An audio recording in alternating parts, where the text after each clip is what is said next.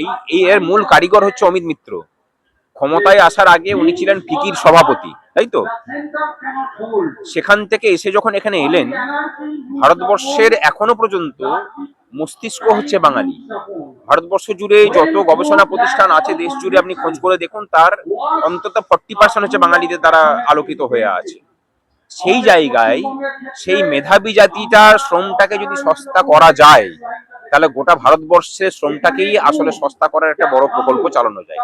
যে কাজটা কিন্তু অমিত মিত্র খুব পরিকল্পিতভাবে করেছিলেন এবং বা এখনো করে চলেছেন, এবং তার শরিক হয়েছেন এই রাজ্যের আইএএস নামক বড় বড় রাঘব বোয়াল আমলারা, এবং সেটাকে ইন্ধন জুগিয়ে যাচ্ছেন মাননীয় মুখ্যমন্ত্রী। এই সমস্ত চক্রান্তেই এই রাজ্যে মানুষের শ্রমটা সস্তা হয়েছে, যার ফল গোটা ভারতবর্ষের লোকজন ভোগ করছে। যেখানেই সস্তা শ্রমিকের প্রয়োজন, যোগান দেবে কে? পশ্চিমবঙ্গ। কারণ পশ্চিমবঙ্গে কাজ নেই, পশ্চিমবঙ্গে কোনো বিকল্প কর্মসংস্থানের ব্যবস্থা নেই, পশ্চিমবঙ্গে সরকারি জায়গায় চাকরির কোনো মানে সংস্থান নেই।